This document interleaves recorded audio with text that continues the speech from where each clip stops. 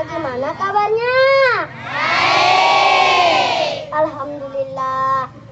Para hadirin dan dewan juri yang saya hormati dan teman-teman yang saya sayangi, udah tahu belum nama saya?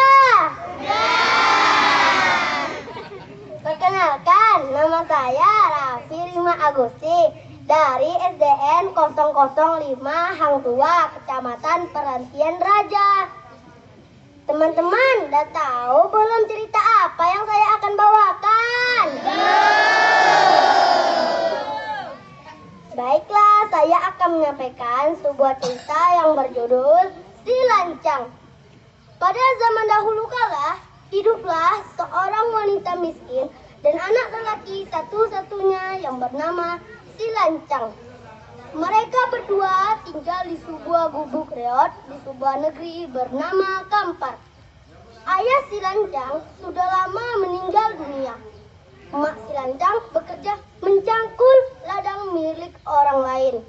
Sedangkan Si Lancang mengembalakan ternak kambing milik tetangganya.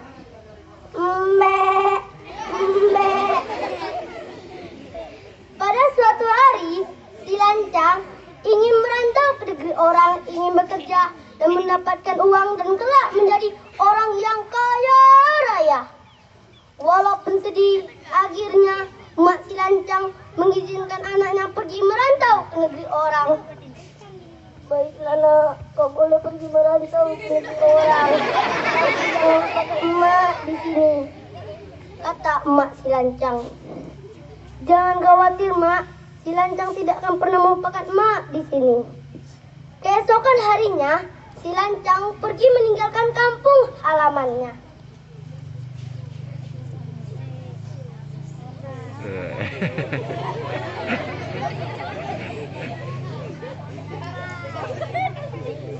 Bertahun-tahun lamanya Si Lancang merantau ke negeri orang. Akhirnya dia menjadi pedagang yang kaya raya. Dia mempunyai berpuluh-puluh kapal dan ratusan anak buah. Istri-istrinya cantik-cantik. Mereka juga berasal dari keluarga yang kaya pula. Sementara itu, nan jauh kampung halamannya, emak Si Lancang hidup miskin seorang diri. Pada suatu hari, Si Lancang mengajak istri-istrinya berlayar ke Andalas. Istri-istrinya gembira. Mereka meminta berbagai macam perbekalan, mulai dari makanan, alat musik, hingga pakaian untuk berpesta di atas kapal. Si Lancang mengabulkan permintaan istri-istrinya tersebut. Selama perlayaran dari pelabuhan, seluruh penumpang kapal Si Lancang berpesta pura. Mereka bermain musik, bernyanyi dan menari. Lancang kuning berlayar malam, berlayar malam. Kapal Si Lancang yang megah itu pun merapat ke sungai Kampar, kampung halaman Si Lancang. Wah, Si Lancang rupanya, kata guru mengaji Si Lancang. Syukurlah kalau dia masih mengingat kampung halamannya ini, kata teman Si Lancang kecil.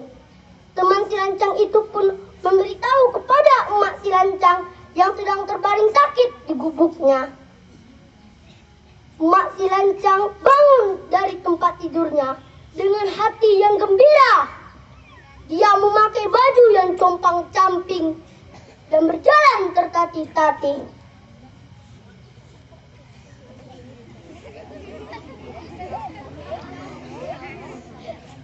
Sampai di pelabuhan, emak Si Lancang akhirnya tidak percaya melihat kapal megah Si Lancang. Dia mendekati kapal anaknya tersebut. "Hai, mau apa kamu di sini?" kata salah satu anak buah kapal Si Lancang. "Aku ingin bertemu dengan anakku Si Lancang," kata emak Si Lancang. Si Lancang keluar dari kapalnya dengan gagah berani. "Wah, Dia bukan emakku, kata si lancang dengan didampingi dengan istri-istrinya. Wahai anakku si lancang, emak sangat merindukanmu nak, kata emak si lancang. Pergi kamu dari sini, kamu bukan emakku, usir perempuan tuan miskin ini dari sini, kata si lancang. Penjaga itu pun mengusir emak si lancang hingga jatuh terjerembab. Emak si lancang itu pun pulang ke gubuknya. Dia mengambil lesung dan nyiru pusaka.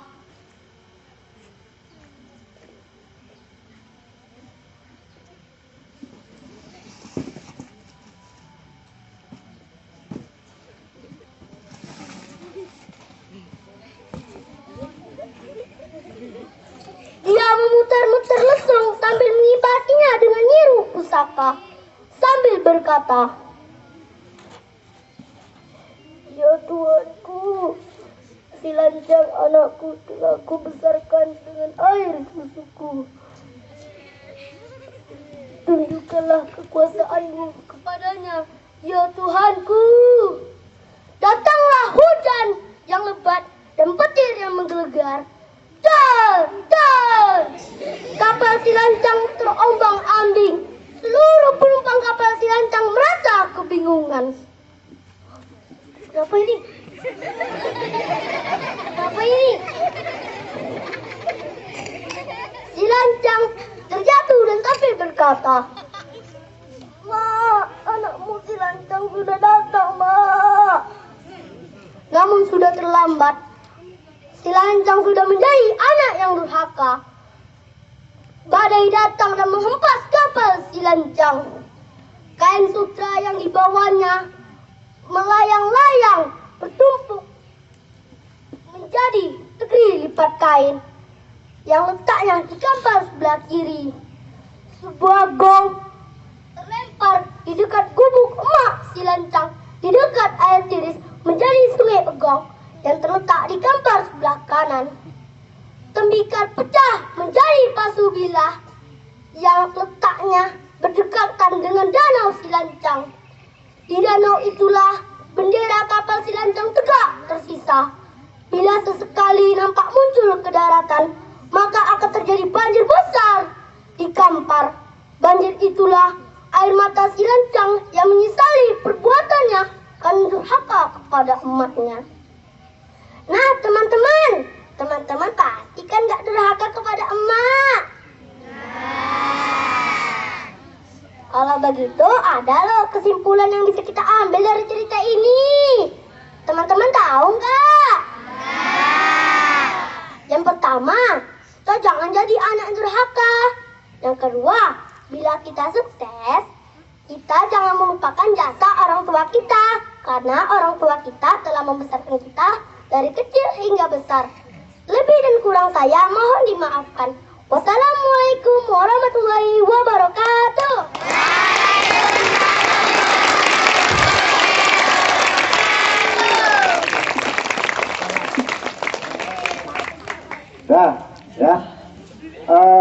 Itu cerita legenda dari daerah Kampar yang satu sebelah kiri menjadi lipat kain, ada lipat kain lebih kurang 30 kilo dari tempat kita ini.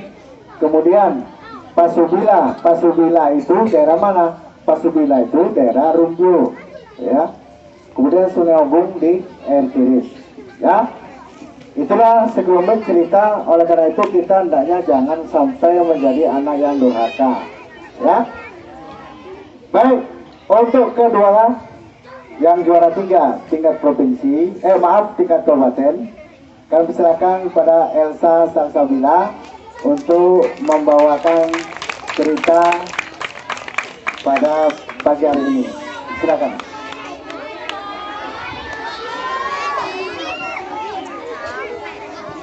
Apa nih?